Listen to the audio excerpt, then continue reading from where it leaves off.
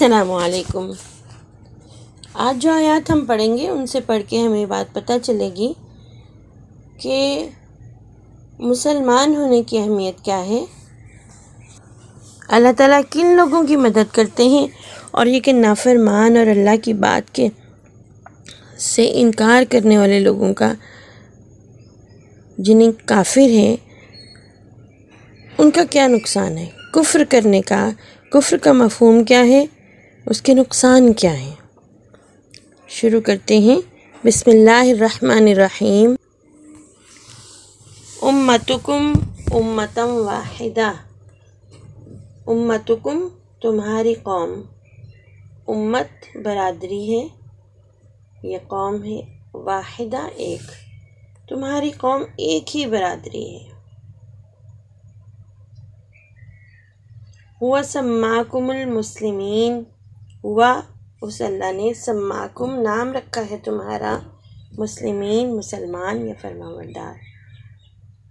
یہ دونوں آیتیں ہمیں ایک خاص بات بتا رہی ہیں، وہ بتا رہی ہیں کہ اللہ پر ایمان لانے والے لوگ جو ہیں وہ دنیا کے کسی بھی حصے میں بستے ہوں، کہیں پہ بھی رہتے ہوں، وہ ایک قوم ہیں، ایک برادری ہیں، خواہ وہ زبانیں مختلف بول رہے ہوں، خواہ ان کے رہن سہن میں کسی خاص علاقے میں رہنے کی وجہ سے کچھ فرق ہو، لیکن ان کی زندگی میں ایک ہی طرح کے اصول لاگو ہوتے ہیں۔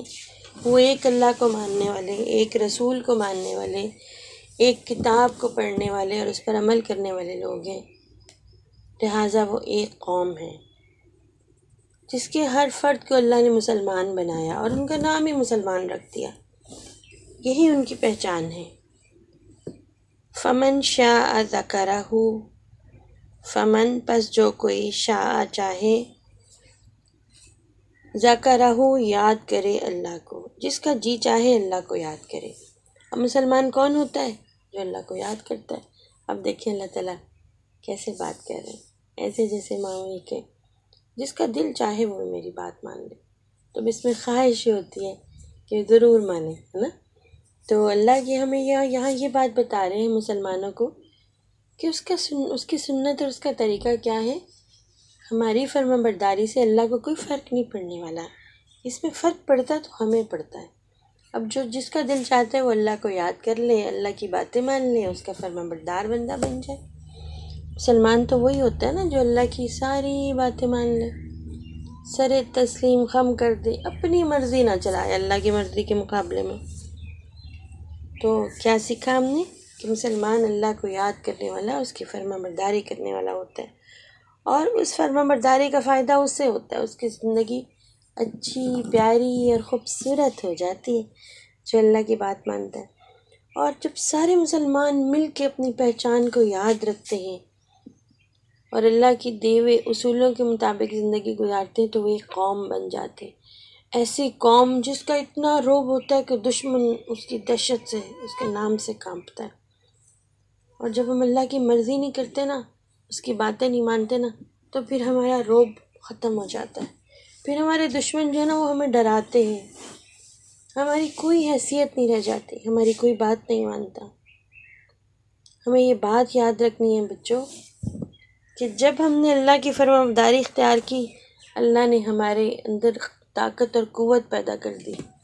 اللہ کی فرما برداری ہمیں بلند کرتی ہے، ہماری شان، ہماری طاقت، ہماری توانائی، ہماری صلاحیت، ہر چیز میں اضافہ کر دیتی ہے اور ہمیں ایک دوسرے سے جوڑ دیتی ہے، قوم بنا دیتی ہے۔ اب جب ہم یہ کہتے ہیں کہ ہم اللہ کے فرما بردار ہیں تو پھر اللہ ہمارا ٹیسٹ لیتا ہے۔ لِيَبْلُوَكُمْ فِي مَا آتَاكُمْ، اللہ تعالیٰ کہتے ہیں تاکہ وہ آزمائے تمہیں، لِيَبْلُوَكُمْ تاکہ وہ آزمائے تمہیں، فی اس میں، ما جو کچھ، آتاکم اس نے دیا تمہیں۔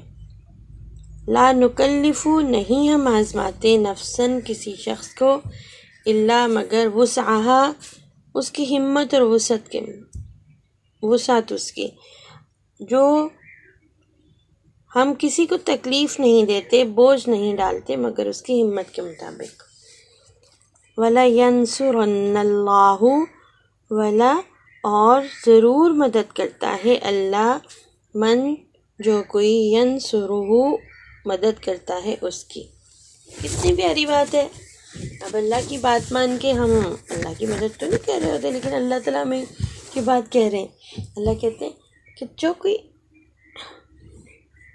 اللہ کی مدد کرتا ہے نا، اللہ اس کی مدد کرتا ہے۔ مراد کیا ہے؟ جو اللہ کی فرما برداری کرتا ہے۔ اللہ تعالیٰ کے انداز میں کتنا پیار ہے نا، کہ اللہ ہماری فرما برداری کو یہ کہہ رہے کہ وہ اللہ کی مدد کرو، اللہ کا پیغام آگے پہنچاؤ، اللہ کی بات دوسروں کو بتاؤ۔ یہ ہے اللہ کی مدد۔ کیسے ہم مدد کر سکتے ہیں اللہ کی؟ کیا سیکھا؟ ابھی ذرا لکھیے تو یہاں پہ یہ جو بلاکس بنے ہوئے ہیں ان کے اندر۔ اب ہم دیکھتے ہیں کہ اللہ کو کی نافرمانی کرنے کے نقصان کیا ہیں۔ من کفر فعلیہ کفرہ، من جس کسی نے کفرہ انکار کیا، فعلیہ پھر اوپر اسی کے، کفرہ کفر اس کا، جس کسی نے کفر کیا اس کے کفر کا وبال اسی پر ہے۔ فلا کفران لسعیہ، فلا تو نہیں، کفرانہ ناقدری اکارت نافرمانی، لسعیہ کوشش اس کی، تو اس کی کوشش کی ناقدری نہیں کی جائے گی۔ اللہ تعالیٰ کہتے ہیں جو کوئی بھی کوشش کرے گا نا، ہم اس کی کوشش کو ویلیو دیں گے، اس کو اہمیت دیں گے، اس کی ناقدری نہیں کریں گے۔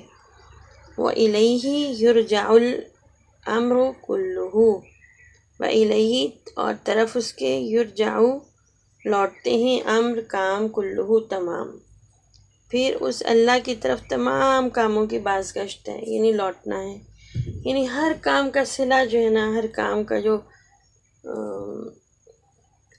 بدلہ ہے نا، وہ اللہ ہی کی طرف سے ہے۔ جو بھی کام ہم کرتے ہیں نا، سب کام اللہ کی طرف لوٹائے جائیں گے، اس کے پاس جمع کروا دیے جائیں گے، اور پھر اللہ تعالیٰ ہمیں ان کاموں کا بدلہ دیں گے۔ ہر انسان جو کچھ کرتا ہے نا، اچھا کام کرتا ہے، برا کرتا ہے، وہ اپنے لیے کرتا ہے، اس کا فائدہ اسی کو ہے۔ جارے سب کام اللہ کی طرف پلٹائے جائیں گے، اس کے پاس جمع کر دیے جائیں گے، تو پھر ان کاموں کو اللہ جج کریں گے، کس کے لیے کیا، کیسا کیا، اچھا کیا، دل لگا کے کیا، شوق سے کیا تو بہت ساری نیکی، نہیں شوق سے کیا تو پھر گزارا معاف۔ یہ بھی ہو سکتا ہے کہ اللہ کے اسٹینڈرڈ پہ نہ آئے تو ریجیکٹ ہو جائے۔ تو کام کرتے ہوئے اللہ نے خیال کرنا ہے کہ ہم یہ کام کس کو خوش کرنے کے لیے کریں۔ ہر کام سے پہلے سوچیں کس لیے کر رہے ہیں، اللہ کو خوش کرنے کے لیے۔ ہم نے ہر کام میں نیت کرنی ہے۔ وما کننا ظالمین، وما اور نہ کننا تھے ہم، ظالمین ظلم کرنے والے، اور نہ ہم، یعنی اللہ تعالیٰ کہہ رہے ہیں ظلم کرنے والے تھے۔ فلا تظلم نفس شیئا، فلا پھر ہرگز نہیں، تظلم زیادتی ہوگی، نفس کسی شخص کے ساتھ، شیئا ذرا برابر بھی، پھر کسی بھی شخص کے ساتھ ذرا برابر ظلم نہیں ہوگا۔ ولا یظلمون شیئا، ولا اور ہرگز نہیں، یظلمون ان پر زیادتی ہوگی، شیئا ذرا برابر بھی، اور ان کی ذرا برابر بھی حق تلفی نہیں ہوگی یا ان پر زیادتی نہیں ہوگی۔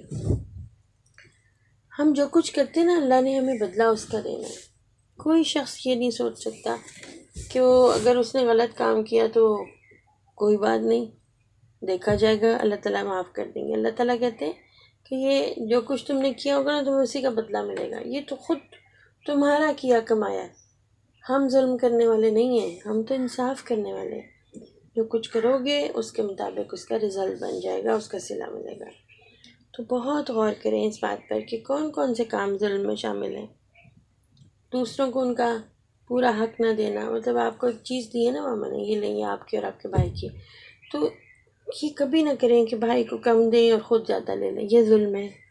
اپنے حق سے کچھ زیادہ لینا اور دوسرے کو اس کے حق سے کچھ کم دینا ظلم ہے۔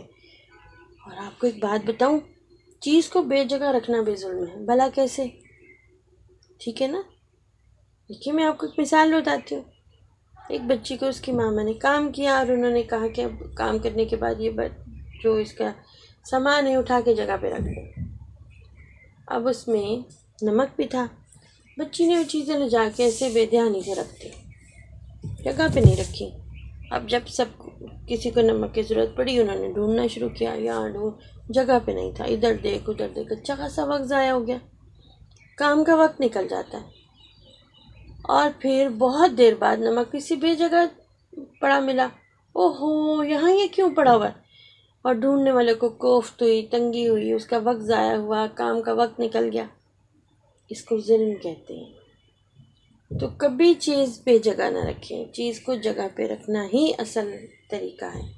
بے جگہ رکھنے سے دوسروں کو تنگی ہوگی، تکلیف ہوگی، اسی کو لیے اس کو بھی ظلم کہا جاتا ہے، ٹھیک ہے نا۔